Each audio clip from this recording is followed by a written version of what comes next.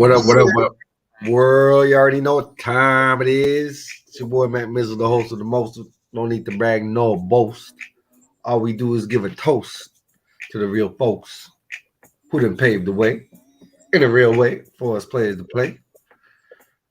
And this one's gonna be a good one, man. Let's talk about it. Shit. Mayoral debate, you know what I'm saying? And I have to give a toast and shout out to Balarama Holders. Hold up.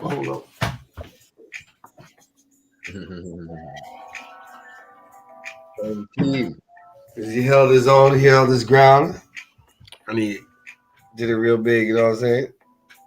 I don't really think so. Here's some lemonade. Salute, Mr. Balarama. Yeah.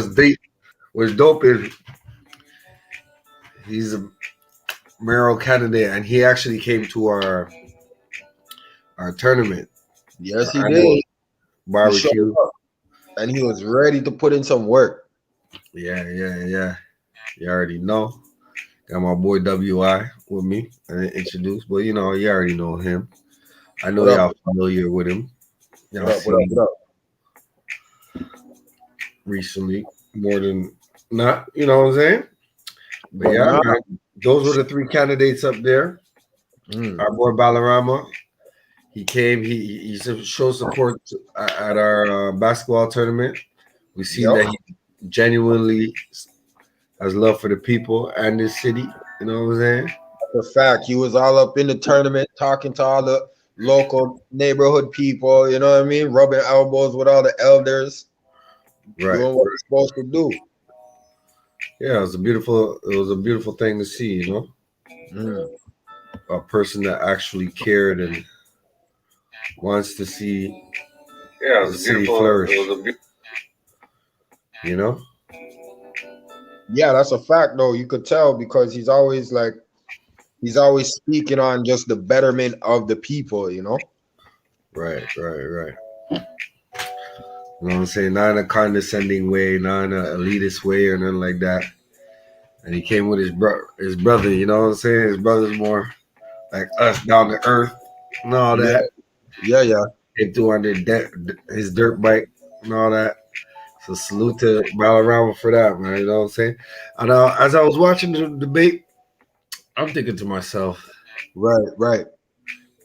He's way more articulate, way more outspoken, way more seasoned in his position than the other two candidates, in my opinion. More mindful too. You could tell he's well like, exactly, like, you know.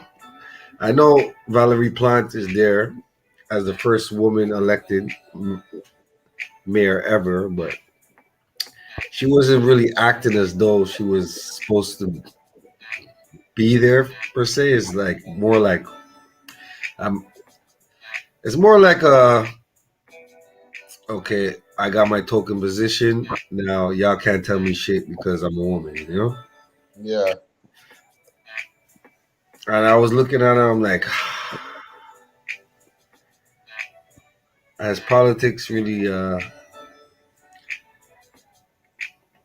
is it really broken down to compartmentalize? Oh, she's a woman, he's black, he's white, you know what I'm saying? Like, can we all really agree to get shit done in a metropolis that we're in, you know, a melting pot of different races? Right. Having the right reality and mindset to do the right thing to make shit flourish, you know? That is critical. I like the way you said that because you said the right mindset and the right reality. Like a lot of people are not within reality. They live in their own world, right? And I feel like Balarama is one of those guys that will come out of his world and come into your world, or he'll go wherever he has to go. So I mean, and that's just the way we are as I feel like that's just the way we are as black folks too, you know, like we have no choice but to like amalgamate and to immerse ourselves into the greater population's way of thinking, which is not necessarily a bad thing because at the end of the day, is we're all about producing justice. You know, Yeah. it means guaranteeing that no person is mistreated and guaranteeing everybody that needs help gets the most constructive help.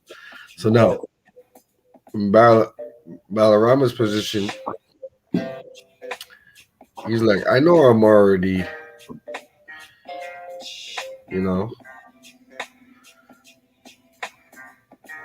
I'm already here tokenized because I'm black. So they, they're pretty much using me to take votes away from each other. But I'm still gonna make my voice heard. I'm still gonna put it down like I'm supposed to, which he Right. did in the debate, which I could really commend. You know what I'm saying? Right. Right. And I like the fact that he had a no holds barred approach to talking about racism and eradicating racism. And speaking on police profiling and certain systemic situations, violations that goes on, when it comes Right. to black folks. You know what I'm saying? We saying he spoke about that freely And without firmly, holding back. and Mitsumi Takahashi kind of backed him up. She's like, when is this profiling gonna stop? You know what I'm saying? Oh yeah. Well as the other co. Go ahead, girlfriend. So I could give her that. Mitsumi Takahashi. If y'all don't know, she used to chill in Little Burgundy when she was younger. You know what I'm saying? Before she started Doing her thing. As a Her lustrous career as a anchor. news anchor. Yeah, so she has that cultural impact of what Montreal is all about, and she sees she's seen growing up what black folks brought to the table and how we interacted and how we, you know what I'm saying, blended into society the way we're supposed to. Right. And how we control the culture when it comes to like just urban the urban way of thinking, Right. So she respects that, and I respect her opinions too, because she's been a news anchor for a long time in Montreal, and she been doing her thing, So it's like she's one of us, like even though Nah, she's Asian. that's the thing, right? Because she's Asian, she's experienced a lot of the same discriminations that every other race has experienced. So she's actually like, she definitely is one of us. Definitely. So shout out to her for sure. Yeah, shout out to her, man. You know what I'm saying? And when you look at this debate, bro, it was so cringeworthy on the part of the sitting mayor, because she was acting condescendingly towards Balarama when he was asking her direct questions, and you could actually see on the faces of the other candidate and the moderators. They're like, "What's going on? How can we can't understand? We're You know what I'm saying?" But they didn't really want to say it because the status quo allowed them to. But it was right in our face, blatant to see. Written on everybody's face, like what is going on, right? Yeah, it's like you can't pull the wool over people's eyes no more. Like, we got the internet, we got so much information out here that can show us what's really good, that statistics and numbers, but when it comes to politics, of course they have more information in certain sectors of people activity, you know what I'm saying? So they give it up a little bit more You in know depth. what it is too, though, is because a lot of these candidates are young people. You know what I'm saying? They're like young. They're the next generation, basically. So all that old way of thinking is kind of going out the window these days. Right. You know what I'm saying? So they're gonna have to come to terms with that eventually. Because if you really look at most of these candidates, like most of them are younger people. Exactly. They're one to like That whole way of thinking, that whole one way, the white way is the right way. That's going out the window, man. You know what I'm saying? And it should have never been there to begin with, because that's just a racist way of a racist policy. Yeah, separatist way of thinking. And it's just, it alienates the rest of the population. And if you want to respect all your citizens and show that they all have a equal standing in the democracy, then you're gonna have to respect the way you're thinking, man. And you're gonna have to know when you're crossing the line of disrespect. And you're gonna have to really be genuine when you speak, So it's something to see, man. So I just wanted to show some of the debate. Yeah. See how it is, I just wanted to go through with it with y'all. No, for sure. Let me tap in. I didn't even get a chance. And once you see how this woman portrays herself as mayor of Montreal, you're gonna understand where I'm coming from, and you're gonna be like, okay, we gotta get her out of there. But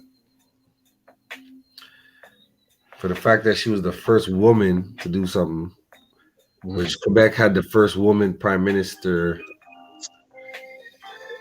and she, what was her name again? LaPlante? Yeah, no, not LaPlante. Because LaPlante's the first mayor, but the first woman prime minister that was elected a couple of years ago for Parti Québécois. Whatever her name was. She got elected that because she was a woman too, so it's like, is the pendulum shifting in this province, Because you can't get rid of us blacks, man. You know what I'm saying? Some of us have been here, and some of us came here, saw, and put our foot down or stamped down in this city, Right. So we know what it is. We know what it's all about, man. Right. It's all about. Well, really, it's all about defending your group and having a collective respect amongst each other, as fellow Montrealers. So let's go. Tap in. Let's watch this debate real quick, real slick. As Tony Blair said, we should be tough on crime and tough on the causes of crime. So we have 4 pillars. First of all, we need to hire 250 new officers. There is a shortage of officers right now, and we have to go up to the roof, which is 4,800. And if we need to do more, we'll do more. Modernize. We will bring the SPVM into the 21st century with new innovative practice, such implementing body cams for our officers. We need to prevent, because as the mayor said, and I agree, we need to have a community approach. So we will have to work with them, but kind of have a social agenda attached to it, and restrain by elaborating a pan-Canadian municipal plan, because it's all the cities who are suffering that at the same time. Mr. Codere, thank you. Mr. Holness. Firstly, condolences to the family. I hear the pain in their voices. And there are hundreds and thousands of Canadians, Quebecers and Montrealers, young people in particular, that don't have a future. They're dropping out of school. They don't have the leisure, sports, and recreation infrastructure to really allow themselves to flourish in society. They don't have adequate job training. And for centuries, we've continuously invested in our police forces. We're not taking the concrete measures to start investing in health and social services and mental health. And that's the result we're seeing today. Out the gate, he was coming with it. You know what I'm saying? New approach in Montreal, where communities come first, where communities are the priority, and we start investing in families, in youth, and in and around schools. Right. Right now, the epicenter of COVID-19 is also the epicenter of violence. These are boroughs that have been underfunded for a decade. And it's time to have a new Montreal with a new party and a new mayor. All right, I'm just going to remind you that when you do have your 1 minute, I would ask you to address the specific question and try to stay on topic. Okay, so we continue in this theme of public security. In this open debate now, I want to dig a little deeper into how to curb this violence. There's been a lot of debate about funding or defunding the police. You've all brought it up. It's all in response to the gun violence as well as femicide in the city, but less about how to stop and prevent these crimes before they actually happen. So what support And what funding would you provide for prevention for both? And Mr. Holness, you can start on that. Well, to prevent crime, we have to start giving young people an option. You heard that? You was talking about femicide. What is that? So Female, like domestic violence against females and stuff like that. Yeah, there was a lot of females that were killed during the COVID-19 lockdown. Right. Because, you know, it was volatile relationships, volatile situations, you know? Right. As Blacks stuck in the system of perpetual racism, it's hard for you to get work. It's hard for you to be in a stable situation. So you're always going to be at odds with your significant other. So if you don't really understand that and grasp that as a couple, it turns into, you know, a whole another mental anguish, so to speak. And then you have everything else that goes with it, you know. People being cooped up together, not knowing what's going on, the sickness going around. You know, like it's the first time in history that ever happened, you know. It made people stay inside. And that's the thing about it, you know. People start getting cooped up. They're not used to being in greater confinement, lockdown, something like that. They start getting more anxiety and depression and shit starts to kick in.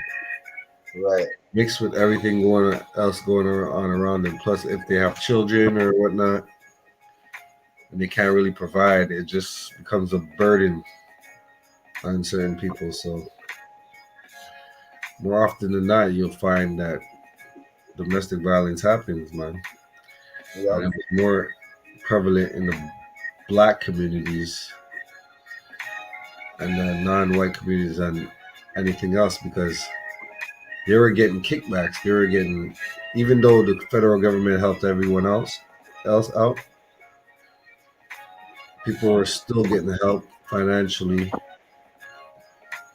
after that. And also, people were certain people were financially stable enough to withstand the COVID-19 type of shit. So it was like, it's so much dynamics that has to go into it, you know? Yeah, fact. So they coined the term femicide, which I don't really like, you know? I feel like it's like dividing the genders, but hey, man, if you can't be out there killing women, man, that's the wrong way to do it. And no one should apologize for that or anything like that. But there is an underlying reason why it occurred. Mm.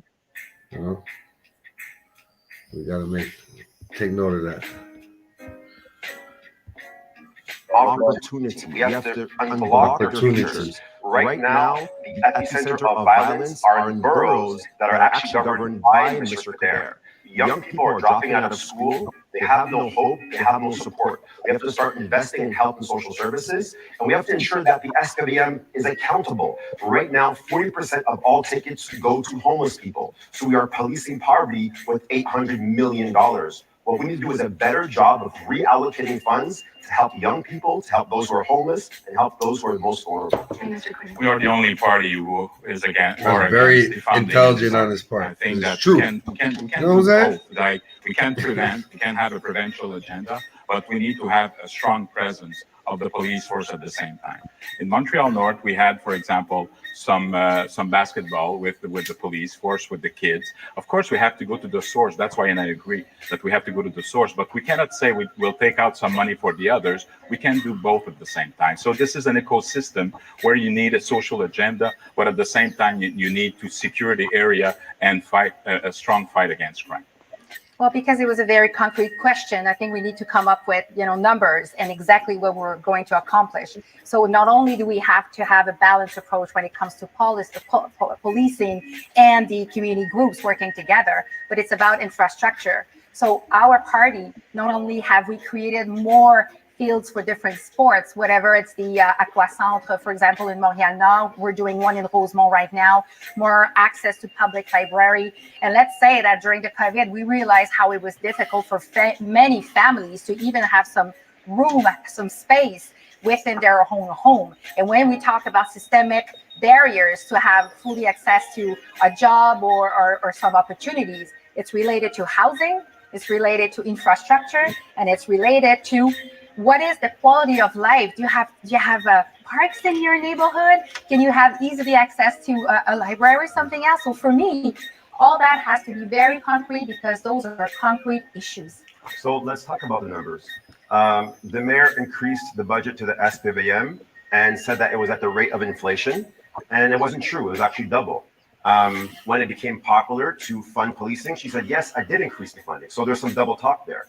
Also, there's $100 million additional invested in the police, which the mayor put very, very little into community groups. It seems as though the mayor only figured out she was the mayor of Montreal only last year. In her first year, 1 million. Second year, 2 million. So the mayor has underfunded and definanced actually young people and community groups and put $3 million towards basketball and $800 million. But what is your plan, Mr. Holness? So, because you can talk as much as you want about me, but what is your plan looks like? That's about defunding. How much are you going to take from the SPVM and put it into something else? We want to know.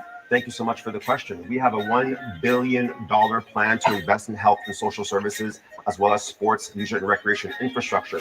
Right now, there's $550 million going towards salaries. We think that should be more on lines of $450 million. And we want to ensure that the hierarchy of the SPVM is less about management and connect the top to the people on the ground. That's around $100 million reallocation.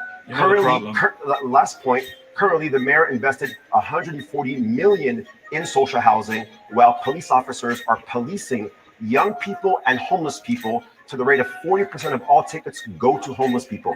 Those are the numbers, and numbers don't lie. I think we're missing a lot of things. Numbers don't lie. Dads who are afraid because they don't want to leave their kids to go to the park because of the situation. So we can talk about numbers and all that, but there is insecurity right now.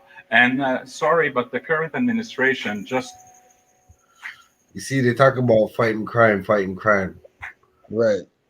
When Denny Cordero was part of an administration that was basically work with the mob almost. And then LaPlante, her thing about fighting crime is putting more police in these neighborhoods. Look at these dilapidated neighborhoods. Take for instance Little Bergs or something. There's no businesses.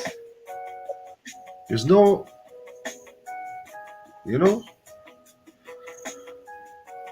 there's no employment for young people. There's no, like, how do you have a neighborhood and you can't go walk to the corner to go grab a coffee? You can't walk to the corner. You have to go like to the outskirts of your neighborhood, and it's like you're enclosed around a residential area that's pretty much all the places that are owned around there are pretty much owned by outsiders and people that have more money than the average person in the neighborhood coming up.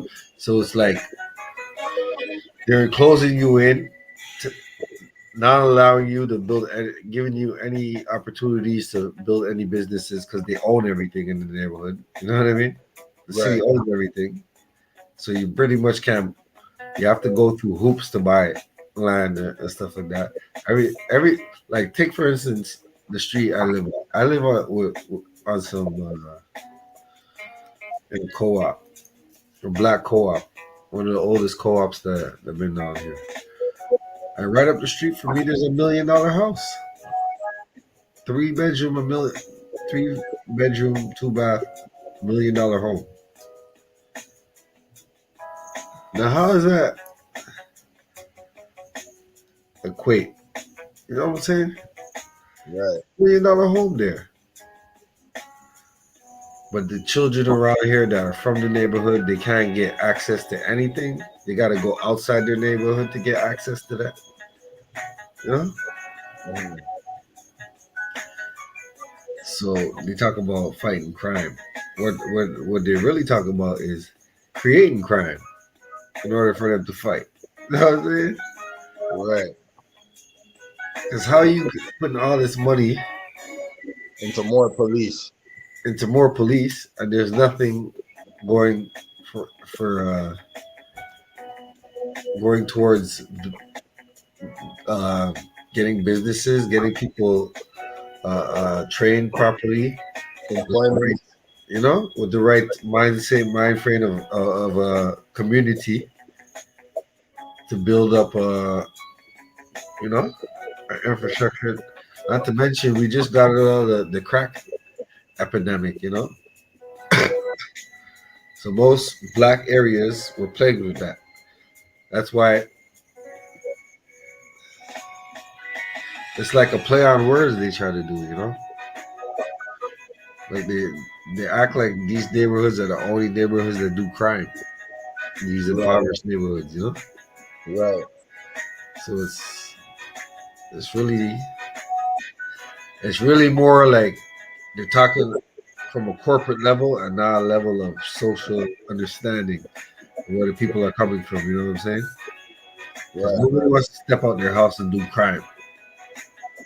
You know what I'm saying? Who does? Who wants to do that? Unless you own everything and you can get away with all this type of, you know what I'm saying? Then you know it's a trickle down effect. Whatever's on the bottom crumbs, the people at the bottom are gonna scrap around for it, and y'all just wanna stamp down on that, stamp down on their necks because you know they're Right. at the bottom. What did Dave Chappelle say? Don't stop punching down on my people. You know what I'm saying? Mm-hmm. It's like the LGB said, LGB whatever said, stop punching down on them. Well, the system and all that other shit, alphabet boys, got to stop punching down on my people and help repair what the damage that they've done for the past couple of decades. Because this shit is, you know, it's plain to see. Right. Nah, I mean, man, it's coming. Like I said before, man, it's coming to that time because the tide is changing. You know, the mindset of the people is changing, and I feel like this is like the beginning of it, but it's definitely not the ending. So it's gonna be a fight, though.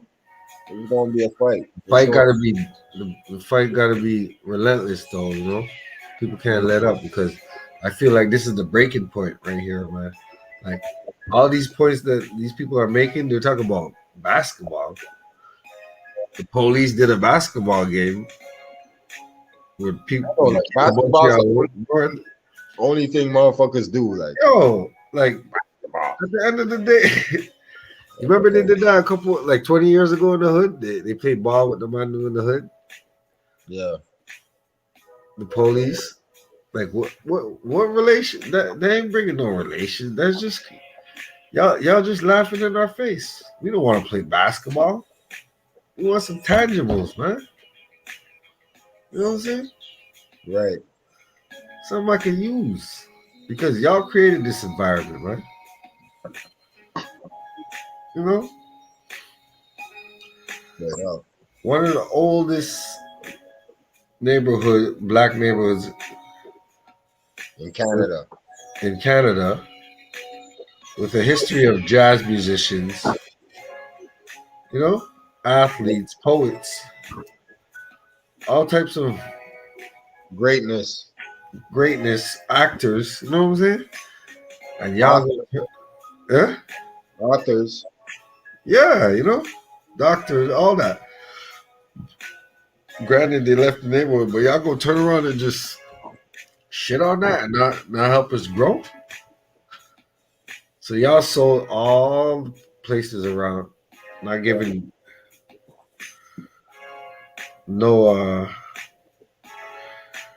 pretty much undermining the black folks that live there, you know.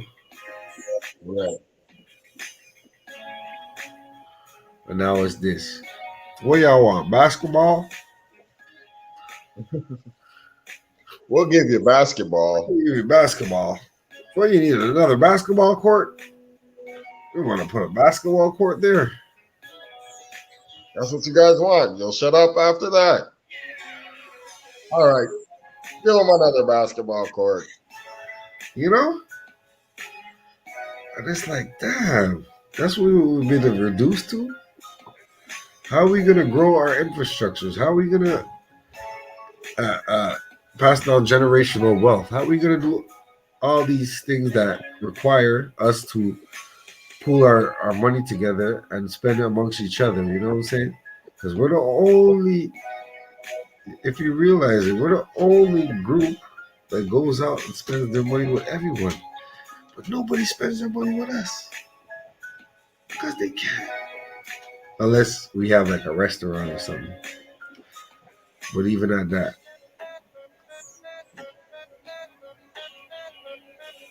It's crazy, man.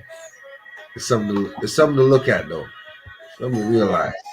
This is also like 3 months before the election. Because for 3 years, there was less police than 2017. So we need, first of all, to bring back the trust of our police force because they are key. At the same time, yes, there is some issues of racial profiling and systemic racism, and it's all about training. But it's not saying that police is just for repression, for example, and all the social and the community base is something else. Everybody's working at the front line together, and we have a budget for God's sake of $7 billion now projected. So we have the money for both. So we need to invest more in the police. Thank you very much. We went through a COVID, we went through a pandemic. It's not even over. And in the last 18 months, police officers were busy, mostly having to deal with a curfew. That's what they were doing. And we were all at home trying to find some peace. I'm very proud that in last November, when the chief of police... A curfew is good for the police. They don't have to work. Madame, we need to put some resources because we expect there's going to be more violence, including guns. We decided to put together ELTA. And since January, it's 450 guns that we took out of the street. So I just want to say, first of all, that I want to thank all the SPDM, all the police officers, all the community groups that went through the COVID supporting the families and supporting the communities. And I'm glad that we were together to do that, because when we talk about public security, So look, let me answer that. When the guns came in the city, right? It was right when COVID hit.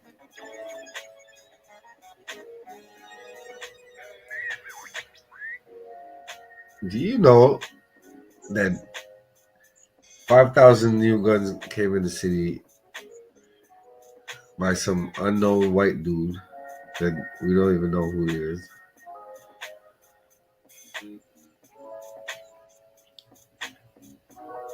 They gave out the CERB or whatever.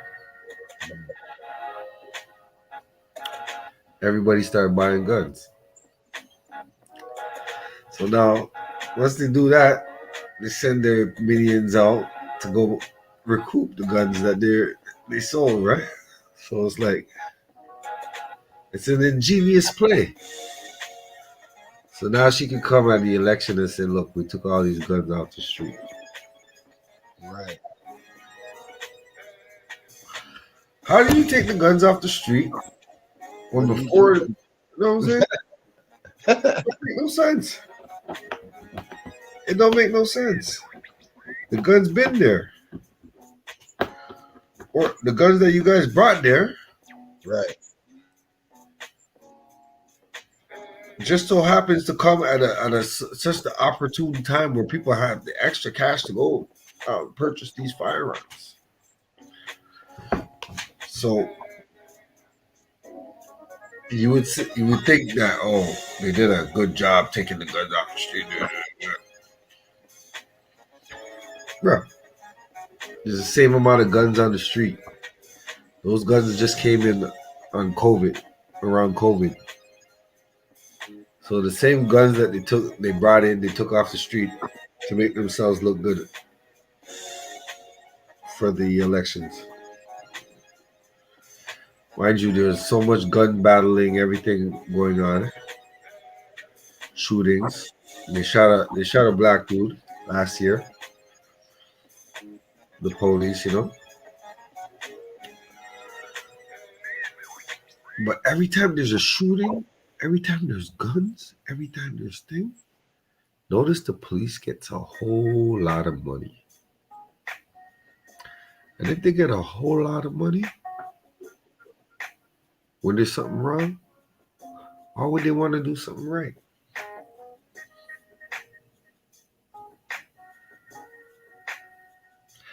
Think of it. It's the perfect formula. Make the shit go around, line our pockets up, overtime hours, that stack. Do it right over again. And the people, we're at the end of the stick. Like, hold up.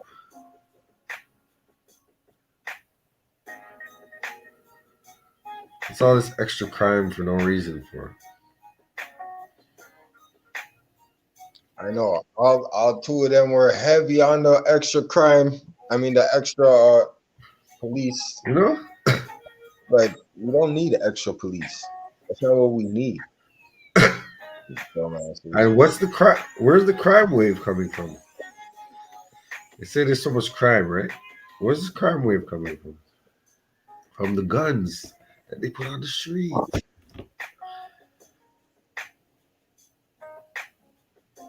So even if people are not in like a criminal activity, they're promoting the criminal activity from behind the scenes.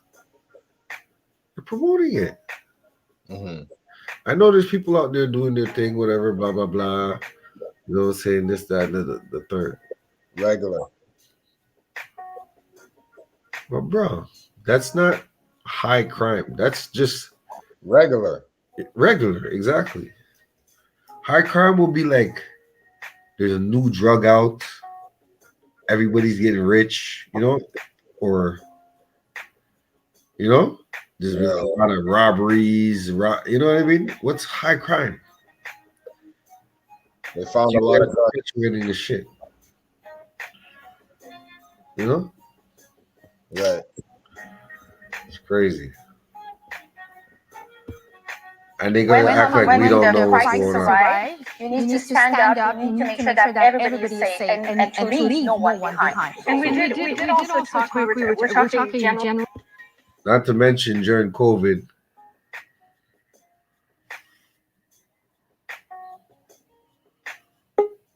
you got knocked out for a minute. Not to mention during COVID, they had a curfew out, right? Yeah. So how was that making them exhaust their resources? People are inside. You don't have to patrol the streets as much. You don't have to. Everybody knows. Everybody's like, yo, it's a global pandemic. I'm not trying to get sick and die. So they're talking about the little 2-3 people that they have to give tickets to. I don't understand it. You see how they play it? They use whatever they can and they stretch that bitch as much as they can too. Because wouldn't it be more of a thing if everybody was out all night drinking? You know what I mean?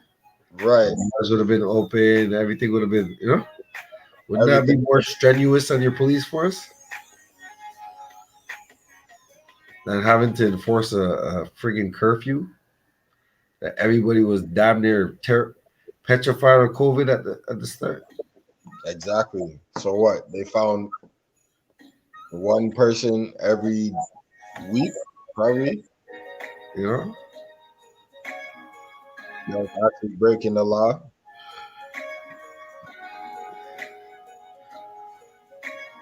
So that just goes to show you right there, It's a play on words. They're fucking looking you straight in the face and telling you, yo. Full face lies. Like you're just gonna lie in your face and make it sound like it makes sense. Right. Just because they're facts, but it doesn't change other facts that are facts. You know what I'm saying? They're pinpointing all the minor facts, but major facts. What's the high crime? Weed is legal. What's the high crime? What's the high crime? You know, there's none. Everybody's doing fraud. Fraud is not a high crime. Fraud is a fucking white collar crime. They do fraud every day. People in the fucking government and shit. Yeah, Exactly. they commit fraud every day, man. The whole system is Cooking the books and all that. Well, Having people think, oh, we're paying for this, we're paying for that, and they're just skimming off the top. taking your They money, don't understand economics to the point where they can do that type of shit. taking your money and flipping it and telling you that they still have it. And really, they don't have it. They're too busy flipping your money. Big Ponzi scheme. That's why some of the banks don't even have liquid cash like that. You know what I'm saying? Right. Banks be shutting down and shit. Because it's crazy. You be taking your money and work and doing all types of shit with it. And then it's legalized slavery because they tax you on everything. And you can't make a certain amount. If you make a certain amount, they tax you to the point where it's like, God damn.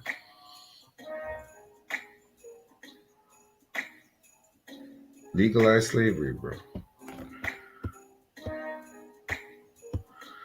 They tax you so hard that you can't even accumulate right now about gun violence, but I do want to bring you back to femicide as The well. old-fashioned way, you know? Well, I Yeah, think do everything. this is an important issue because safety has different angles, but it's about people and to make them safe. And when the worst happens, we need to help them to follow them so they can get out of that situation and feel safe. So there's some tangible things like transport, bring their goods with them, and make sure that they don't have to look at their pocket or looking for a taxi. We need to help them work at that level, but we need to provide at the same time the proper environment because prevention is key at the same time. And we agree on that point, and that's why we have in our platform in Montreal to start investing in housing, and particularly female-led housing. Right now, we want to ensure that any woman who is in a situation that's precarious has the help that they need, investing in organizations. Housing crisis has a derivative impact on the situation because they need a place to go to feel safe. Right now, there's only 1,200 social housing units built. We need to do a better job to provide social housing for women-led households in order for them to be able to get out of these situations. And last but not least, community organizations, and this goes back to the SPM generally, are underfunded. We need to do a better job and think more holistically about public security. Your question also said how do we prevent homicides? And for us, the solution is also, it's definitely not about defunding. That is not an option. And the only part we did defund was the but for the neighborhood, the instinct needs to be stronger. So what we're working with the SPDM is to make sure that police officers stay in the same neighborhood for a longer, at least 3 years, 5 years would be ideal because this connection, this comprehension, this way of knowing what's going on is so precious and can prevent so many accidents, not accident, but incident and homicide. Problems. You had 4 years to do it, and now 3 months later you see the light. Even the president of the union is saying that I saw the mayor just in June. The reality is that you are for defunding police. The same thing with Balarama. It's okay, I respect that. You're the one who did the defunding.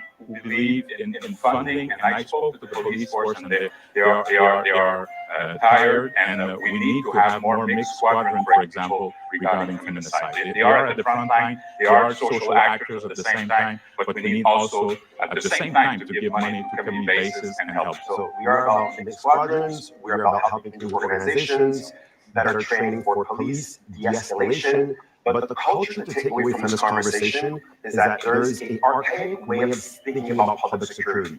We think about it more as a housing environment, health and social services, interventions, education, support. That's how we view it. There's this idea that we can invest in firearms and police to solve these crimes, and that is not the correct solution. We have a more compassionate, inclusive, and peaceful way of solving crimes at the Montreal. All right, well, that wraps up public safety for now. Mitsumi, on to the next topic. Thanks, Deborah. Montreal is diverse, linguistically, racially, culturally. The idea of inclusion is critical if we're all going to work and live together. Listen. One issue that's come to divide linguistic communities is Bill 96, Quebec's revision of the French language charter. Alicia?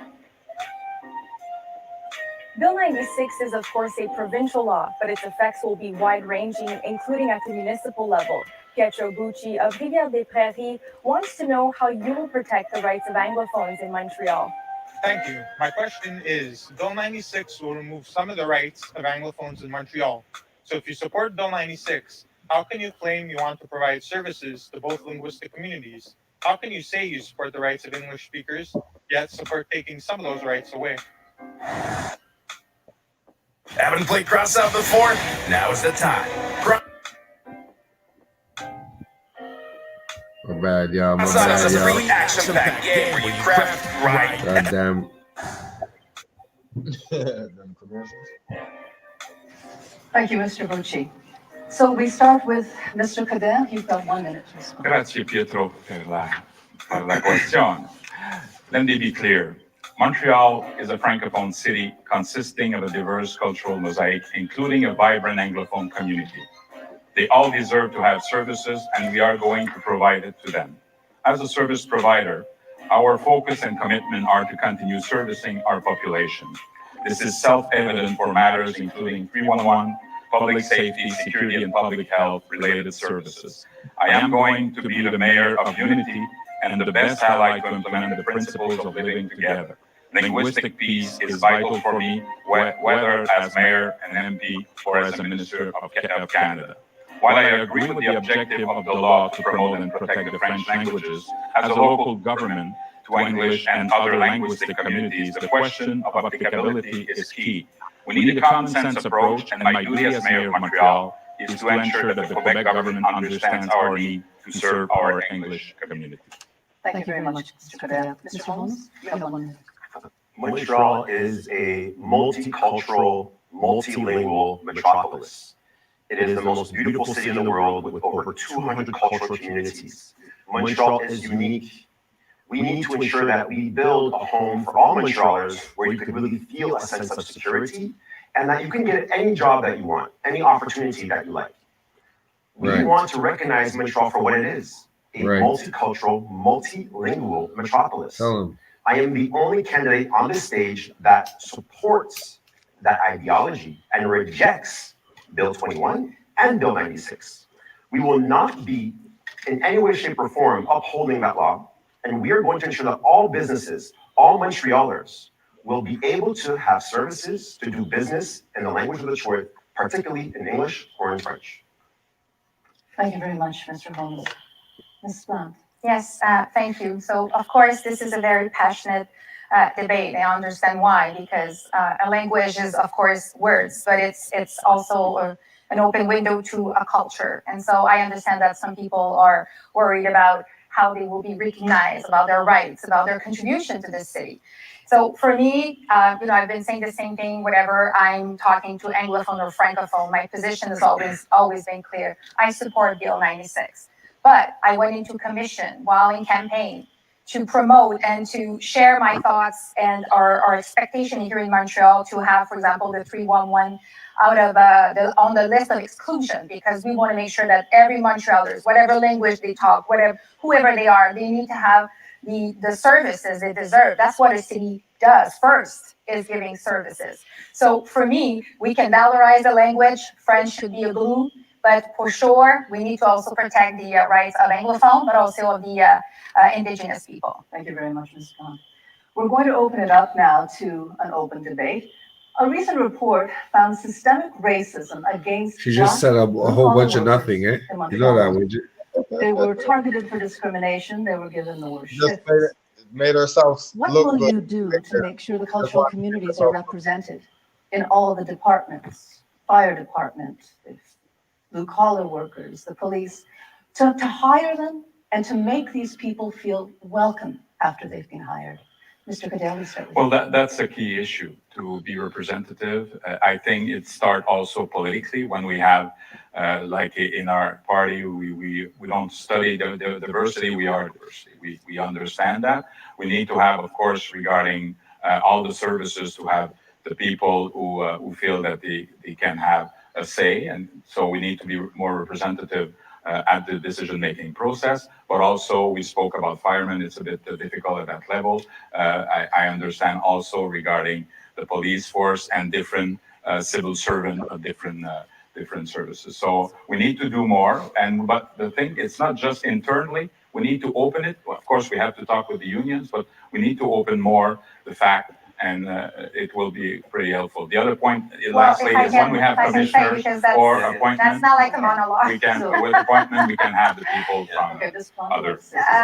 Well, again, it was a concrete question. So I think what you want to know is who has targets and how it's going to work. So during the last 4 years, we have put together a very strong plan about the hiring process and how do we make sure that people that gets into the city force, how do they maneuver, they go up the scale. So for the entire, for the city of Montreal, the objective is to have 33% of visible and ethnic people working within the workforce, the city force. That is very, very crucial. But around that, there's the hiring, but then there's the mentorship and all the programs.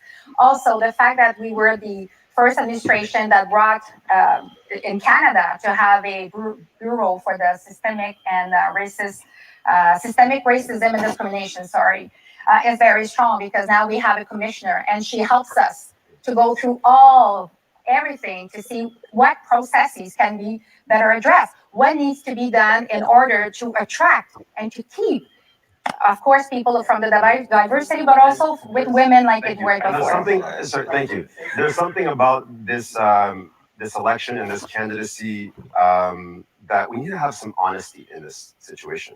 The mayor didn't say that it required 22,000 signatures, 300 community groups to force the mayor to recognize systemic racism.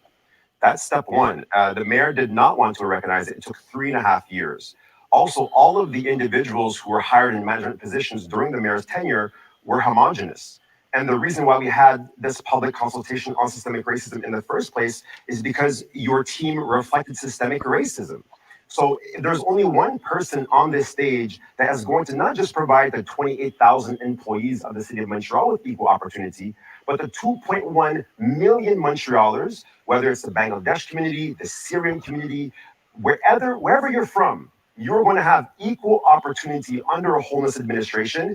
And I pledge that this metropolis, our GDP, will double in the next 20 years if we actually untap the ethnocultural power that we have in this city. And under these two candidates, systemic racism and barriers will remain. They have not changed for decades, and they were actually exacerbated by both of your candidacies and both of your administrations. I think, everybody who's watching right now have heard the promises. We've all agreed that there's a problem, that we must do better. Just take racial profiling in the police force.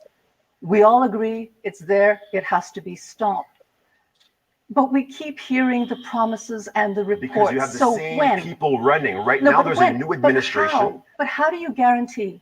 Is it going to stop once and for all? You need to have representation. So, if I may, because I want to salute him for the movement that he created when he went to a city and all that. That was great. But when Montreal is it going to there stop was also once and before. for all? We can have some approach, and we had some approach when we were there. And I understand racial profiling. I understand all that. We were there even, we've been fighting against anti-Semitism, Islamophobia, any form of intolerance. We've been raising, the approach is to make sure that there's an inclusive decision-making process.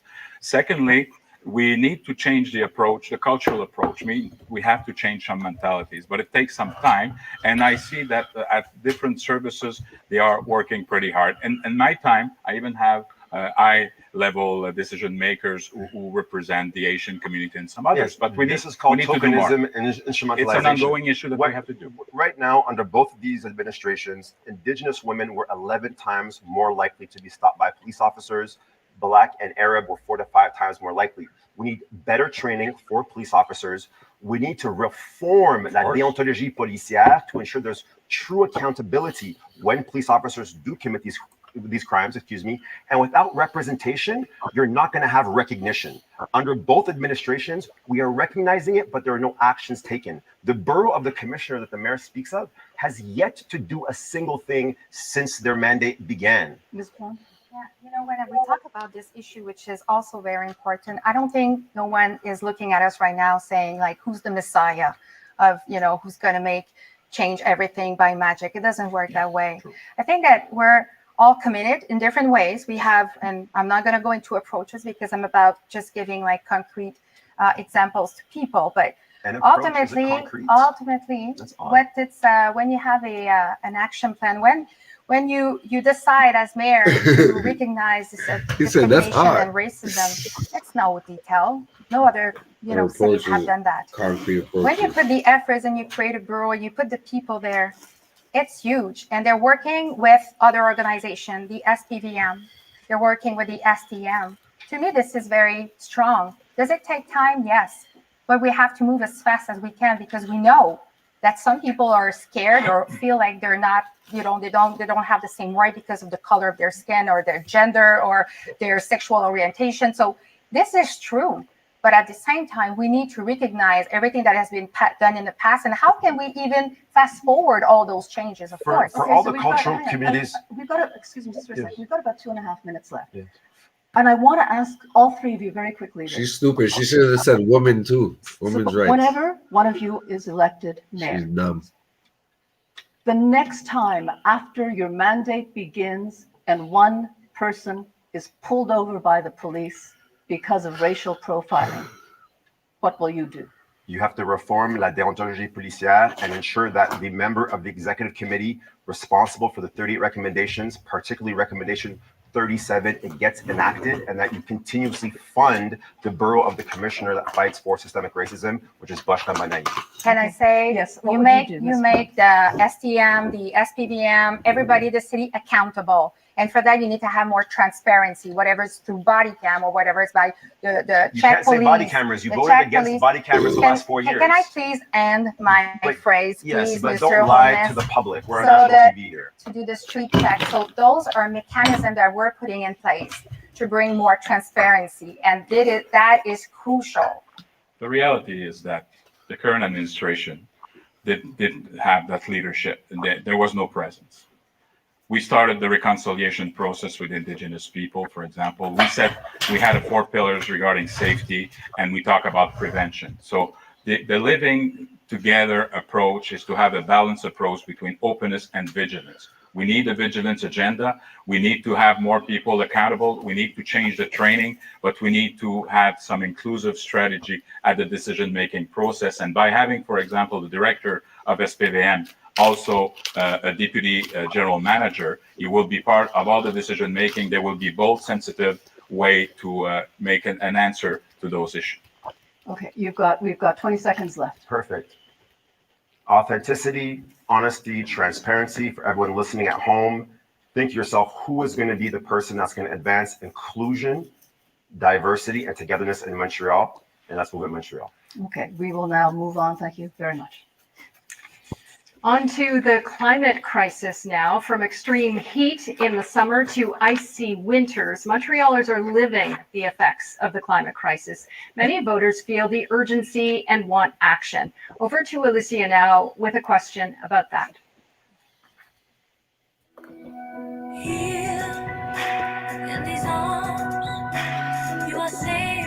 My bad, y'all.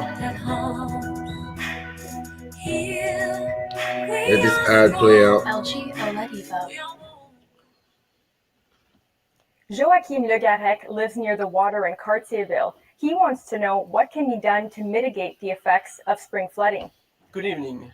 In 2017 and 2019, whole neighborhood of Montreal have been hit by major flooding. The reality of climate change means that not only the events will be more frequent, but they will also be more intense. What are your plans to address the legitimate anxiety of citizens, as this is a question of safety, financial impact, and mental health for us all?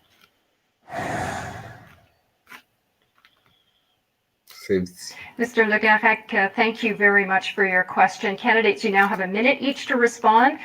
Mr. Holness, you'll start this off. So this is a large concern right now in Ile-Bizarre, Sainte-Geneviève, as well as Pierrefonds-Roxborough. There have been significant floods that caused a lot of damage. And right now, as a metropolis, we are not doing enough to curb greenhouse gases, and that's really inconsistent with a sustainable future for all Montrealers. We need to do a better job to electrify our public transportation, and that to do it for the whole city is around $6 billion. That includes the STM, police, as well as ambulances, and territorial disparities. We need to do a better job of creating more green spaces throughout the island, particularly in low-income neighborhoods. And more importantly, we need a firm and ambitious action plan for whether it's a heat wave, a flood, or anything else that we can actually intervene and solve the crisis when it happens. All right, Ms. Plante, you have a minute now to talk about flooding. Yes, thank you. Yeah, we know I was the mayor when we went through two of those flooding, and I definitely want to thank all the public security services that were there supporting the families and the people living in the west part of the island. So to prevent those events, what we need to do is to protect the shores. Very important. We also have to save as many greenlands as possible. This is why we decided to create the Grand Parc de l'Ouest. It was a way to make sure that we would develop on the remaining green for lands over there, and to make sure, because they act like a sponge. So when we decide to build on different spots, we need to have in mind, is it going to contribute to the problem, especially in areas like that? So specifically about it, this is what we're seeing. And for the rest, we have this amazing climate plan that we work with experts and the economic sector, and I will be happy to share more about that, because there has to be a solution for every sector. We're going to talk more about that for sure. Thank you, Ms. Plante. Mr. Coderre. Thank you, Deborah. I've been living myself also the flood, and I want to pay tribute to Jim Bass and all the gang from Roxborough, Pierrefonds-Roxborough, Fiji. I knew at that time I wrote Chitilian, and I met Mr. Le Garec, and I know how you feel. We need a resilience agenda. The resilience agenda is the way that we should react to that situation. And I have to say that the current administration has an issue because Jim was left alone a bit. But at the second time, it's broader than that. It's what are we going to do about the greenhouse impact, the emission? We need to protect, and I salute, because I agree with the Parc de l'Ouest. We've done that with Meadowbrook, and we had some other area. We need to plant more trees, but in some area to fight against the heat islands. And it will have an impact on all, but it's everybody's business, and everybody here, I would suggest, are sensitive about that issue.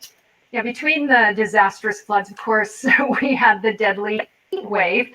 66 people died during the summer of 2018. Beyond planting more trees in the city to reduce the impact of heat islands, what is your single most bold promise to tackle greenhouse gases in our city? We're going to open this up to a debate. Ms. Plante, you're going to start this segment off, and I just invite you to jump in as we continue to. Sure.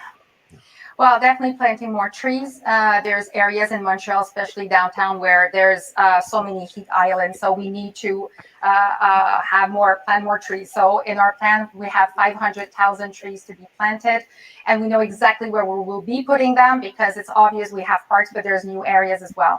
And as for when we talk about reducing our emission, the key area is transportation. That's why we're putting so much effort into the electrification of public transport. having more projects like the pink line, the blue line, the SRB-P9, there has to be a strong will into reducing our emission. And the second area where it's very strong is construction.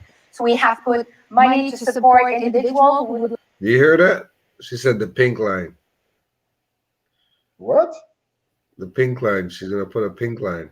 Fuck out of here. Right, to renew their home, but to have more environmental resilience. That's So very for the specific gay area. incentive to support families, Montrealers who wants to do their part.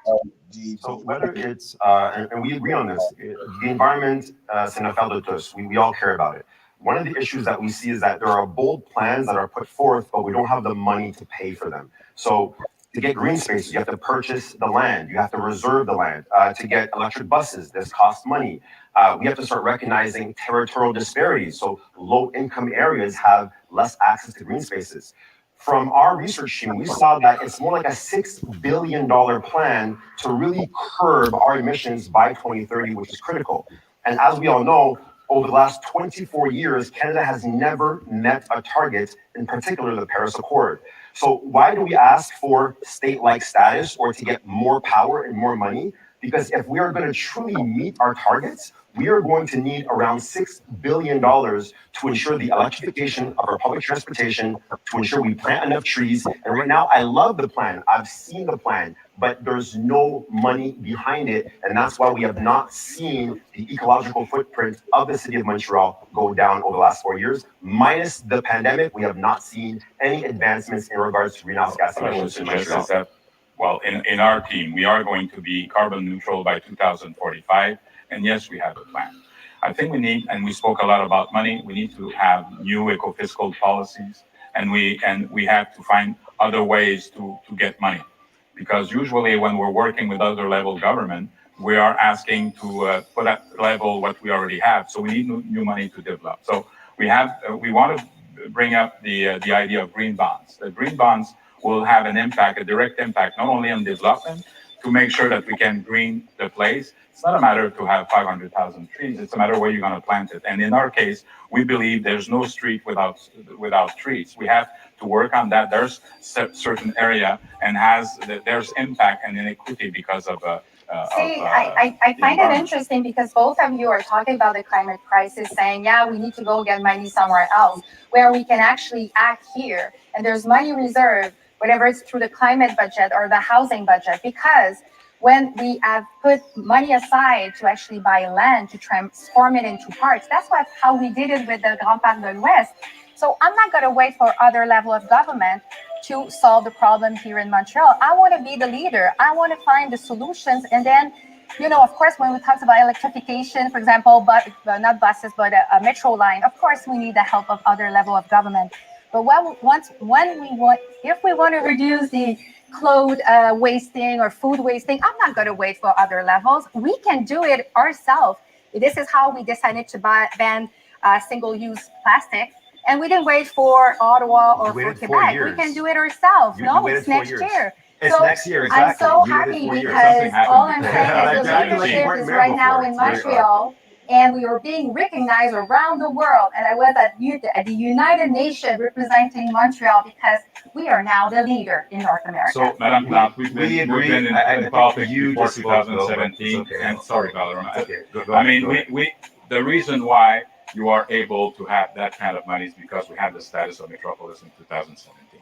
And you still have some fights because you approach with the park and it's a good idea, but it's not settled and you ask money from Ottawa to improve. Okay, we're talking a lot about money. I did just bring up the point though in my question. What's the bold thing that you're going to do for the city?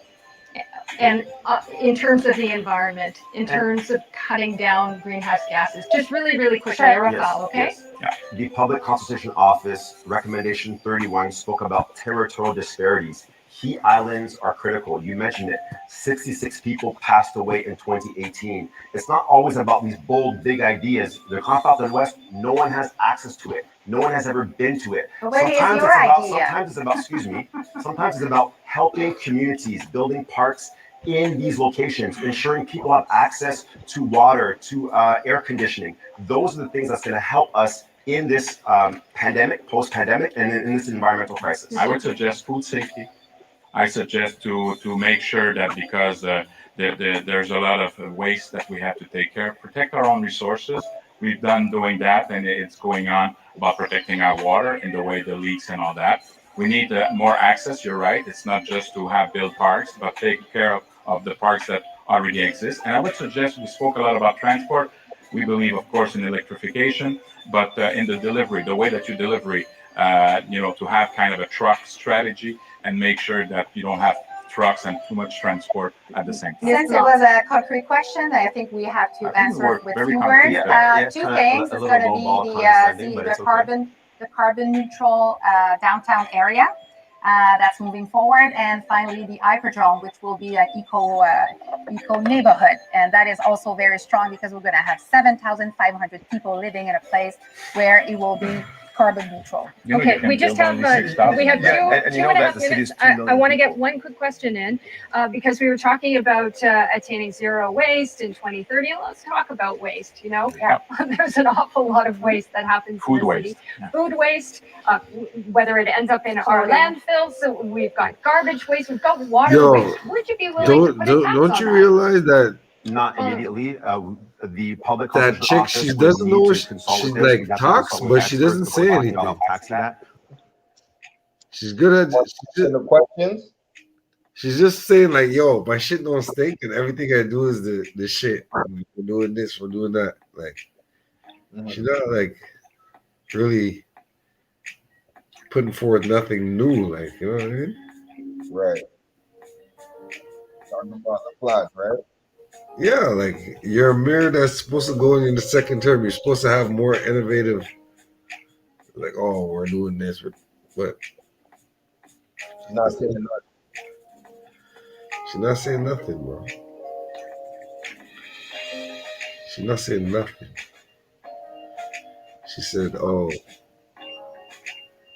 we're gonna make 7,000 some people live in the eco." Friendly zone. I mean, zero carbon or something. Like, what is that supposed to do? Right.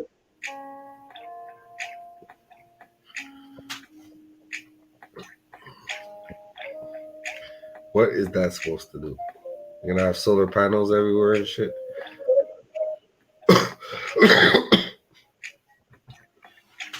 This is an old city, yeah?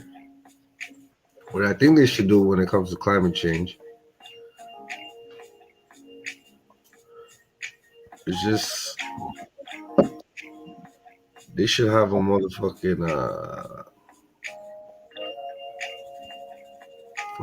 what should they do?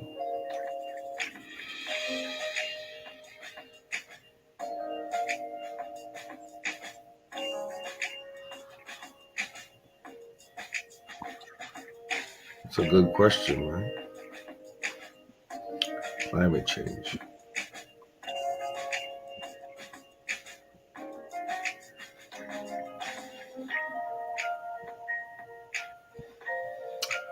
I would actually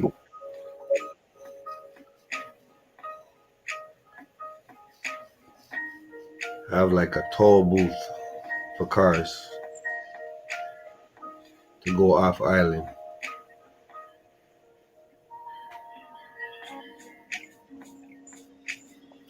So you see if cars come on the island after a certain time, yeah, they have to pay.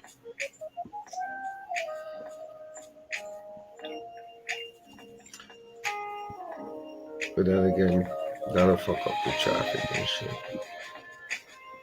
I don't know, like a toll booth, you know? I think it'll stop motherfuckers from driving around for no reason. In and out the city.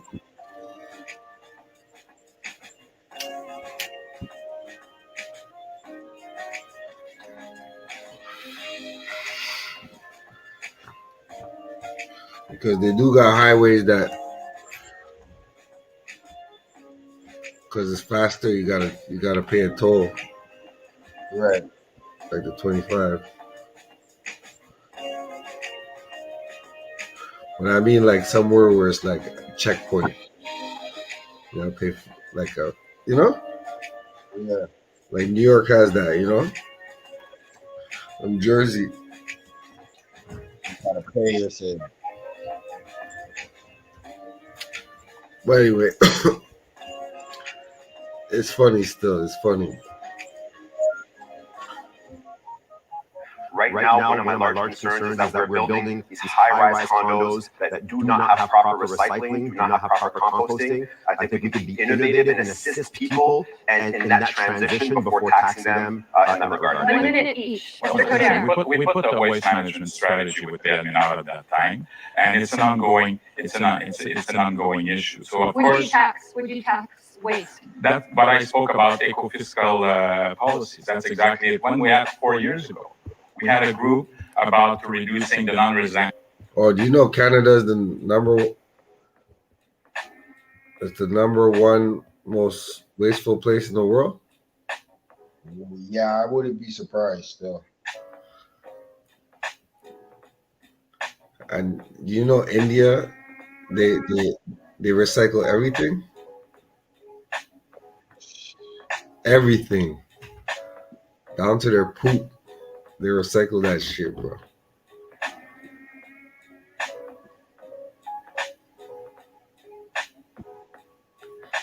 India has 2 billion people. Half the percent. Canada has 40 million people. 40 something million.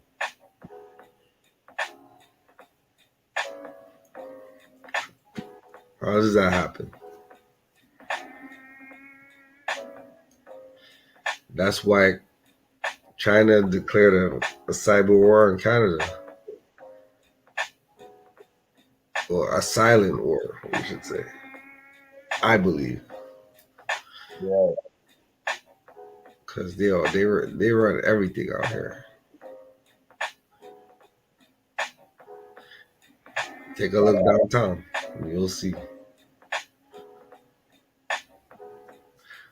I think we need to do 2 parts of this though. Because this debate was crazy. But you see, Matuba said, yo, when is it gonna stop?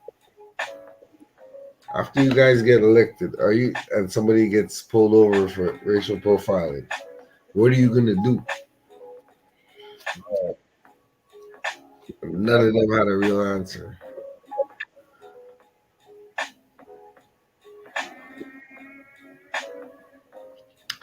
But I think Balarama knows what's up. He's trying to defund the police, and he'll hold him accountable if that ever is to occur, because he's black himself, you know? Why would he want to, you know? I feel like you got to live it, experience it to understand it type shit.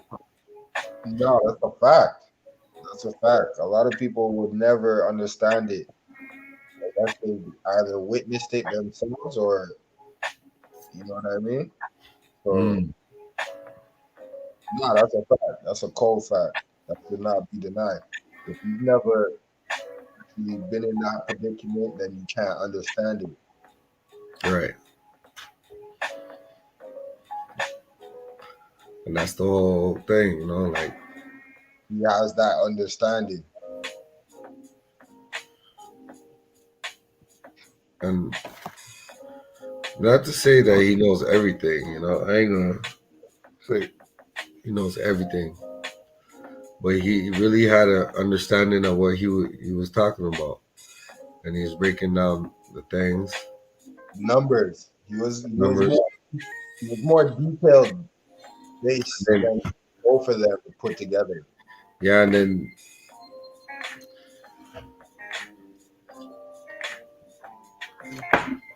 as it goes along, the mayor gets more condescending because she knows she's kind of losing the debate. Yeah. So she's like, I don't want to hear it. This is what I'm doing. The best idea, and that's it. Not really explaining why it's the best idea. Right. You know?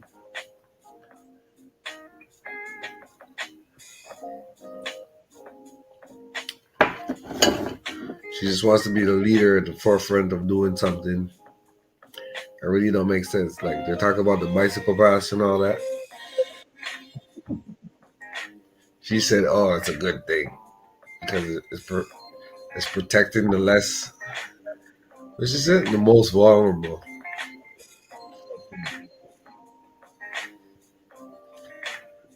How is it protecting the most vulnerable?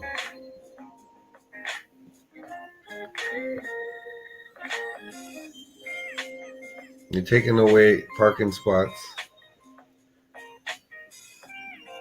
You're making the streets more narrower, so the traffic is more congested.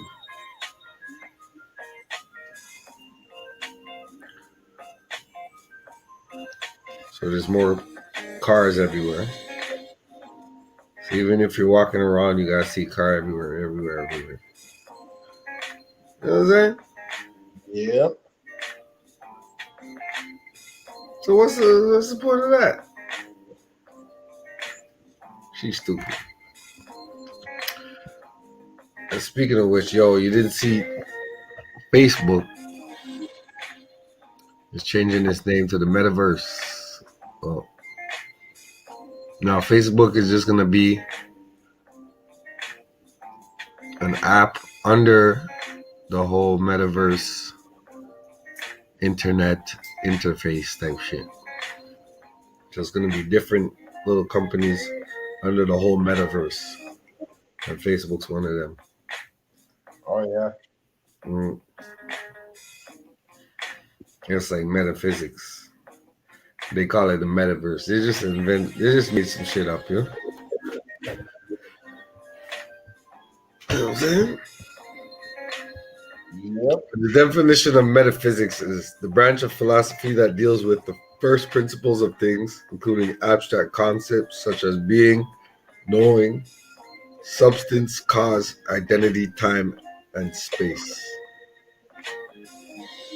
Example, they would regard the question of the initial conditions of the universe as belonging to the realm of metaphysics or religion.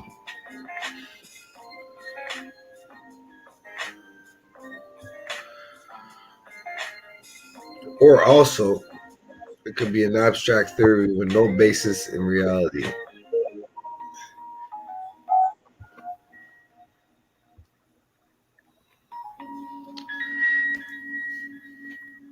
So I feel like that's exactly what it is. Facebook. Abstract theory with no basis in reality.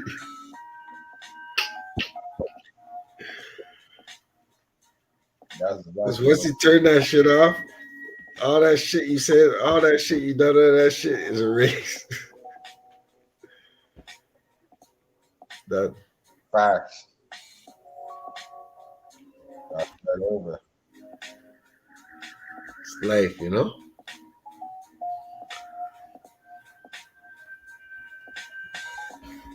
So let's look at one video about this metaverse real quick.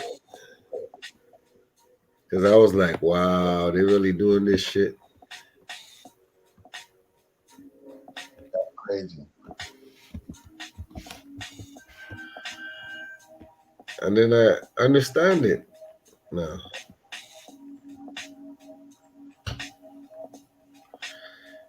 They're doing it because of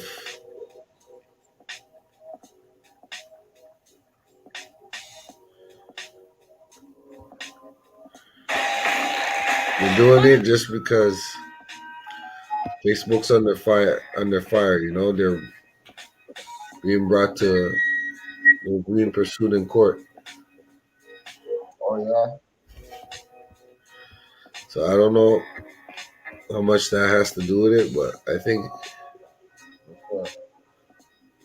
just to switch up the whole thing and to be ahead of the curve, and new technology too. Well, let me break it. Let me show y'all what Mark Zuckerberg got in store for y'all. Listen up. Listen close.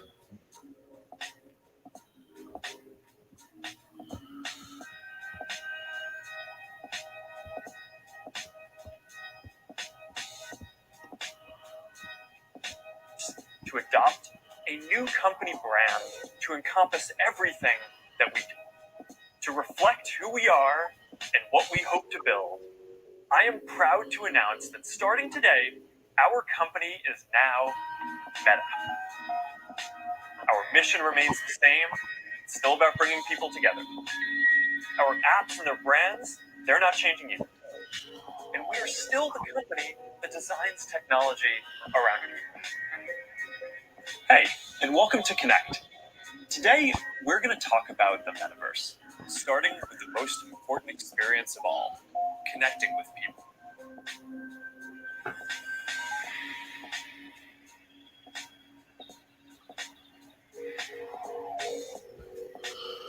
Imagine you put on your glasses or headset and you're instantly in your home space. It has parts of your physical home recreated virtually. It has things that are only possible virtually. And it has an incredibly inspiring view of whatever you find most beautiful.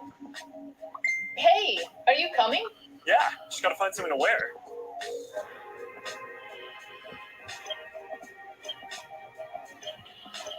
All right, perfect. Oh, hey, Mark. Hey, what's going on? Look at this shit, bro. Whoa, we're floating in space? Huh? You made this place. It's awesome. Right? It's from a crater I met in LA. This place is amazing. Boz, is that you? Of course it's me. You know I had to be the robot, man. I thought I was supposed to be the robot. Whoa. I knew you were bluffing. Hey, wait. Where is Yo, that look crazy, eh, would you? Hey, should we deal you in?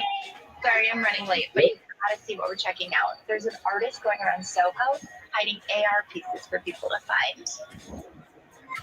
3D street art? That's cool. Send that link over so we can all look at it. This is stunning. Dude, that is something. That's awesome. Wow. I love the movement. Wait, it's disappearing. This is amazing. Hold on. I'll tip the artist and they'll extend it. Wow. Brilliant. Privacy and safety need to be Yeah, I'm built about into to knock out, you know, family. You'll get to decide when you want to be All right, no doubt.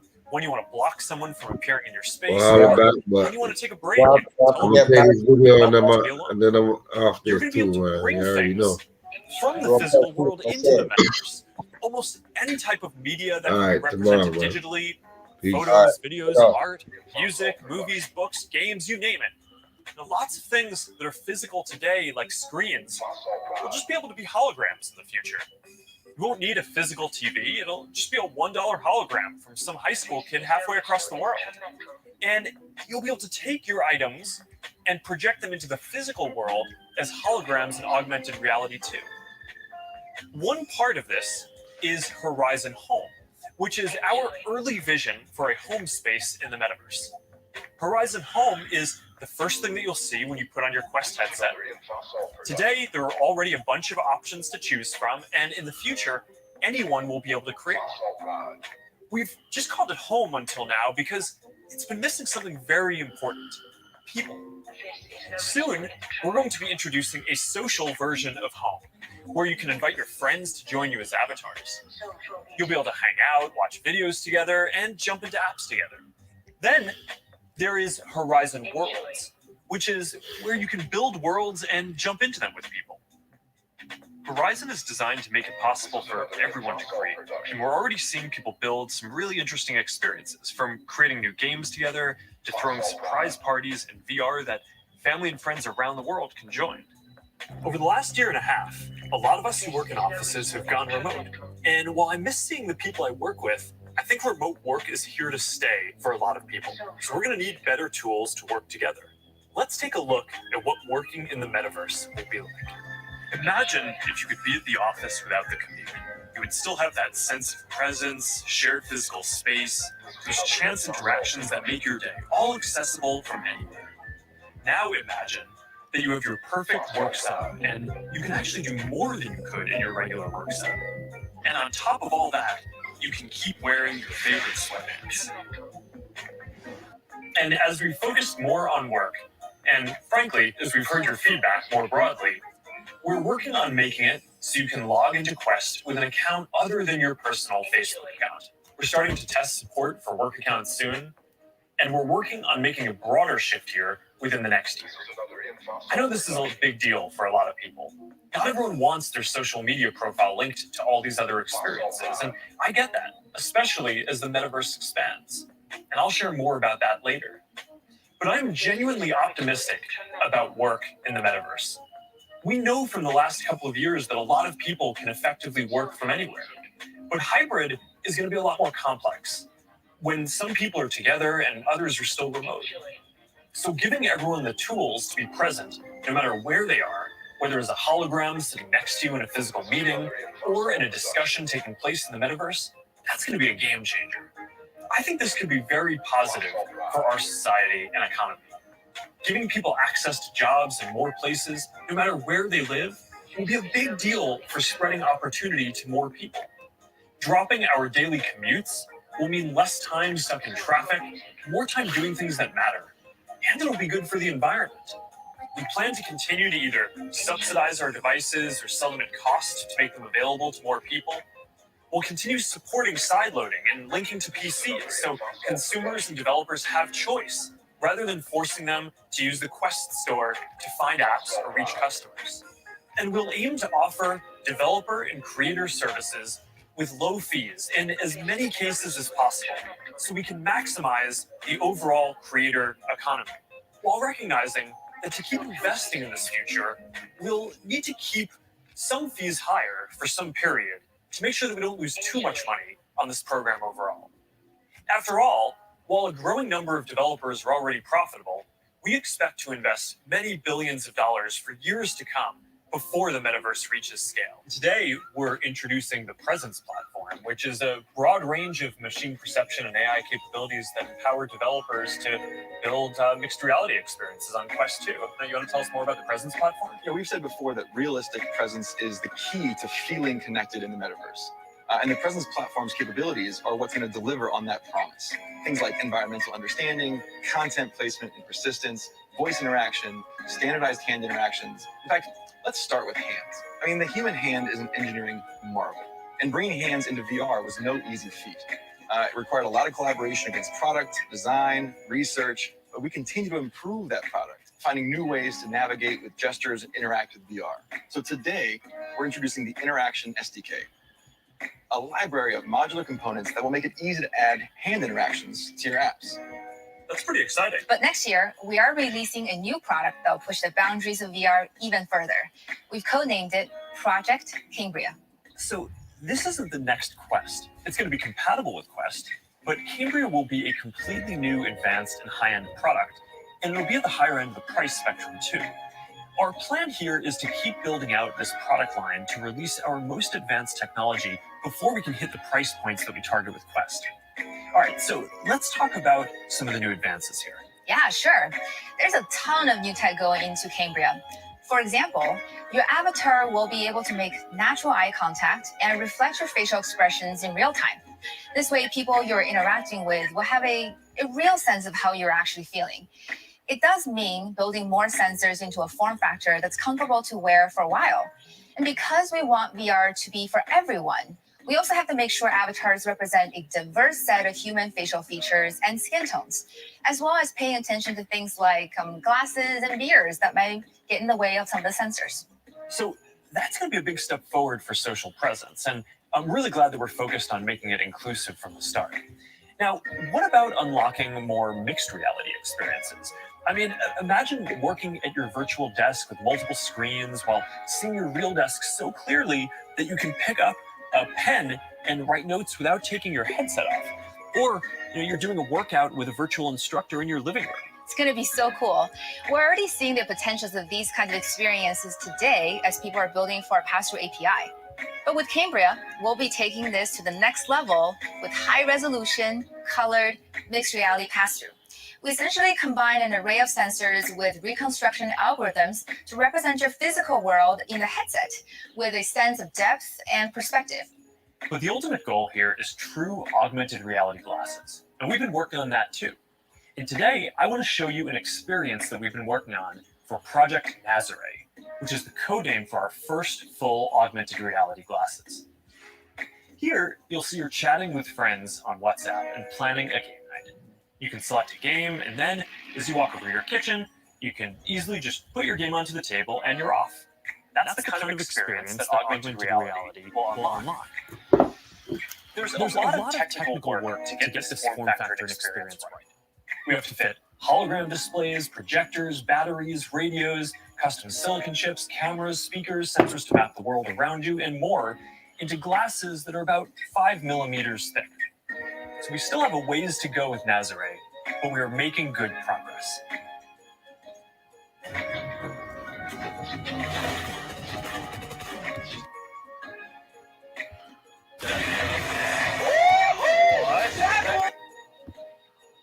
Crazy.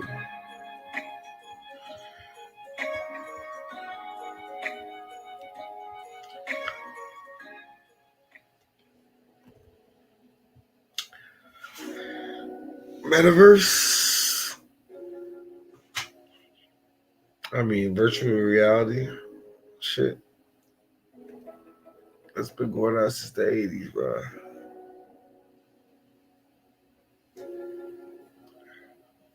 Yeah, I remember the movie Clockers.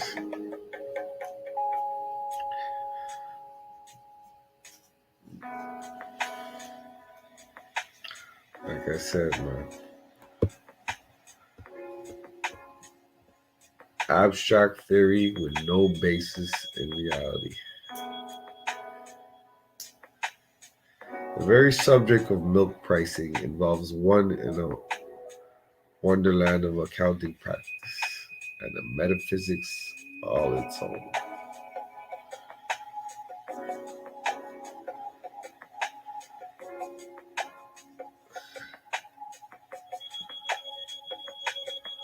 So think about that before we want to be submerged with all this technology. Before it was just getting together, now it's really getting together without even being together. Let's get it together. It's your boy Matt Mizzle. You know my slogan? Keep it real to feel. Forget how they feel. I'm out.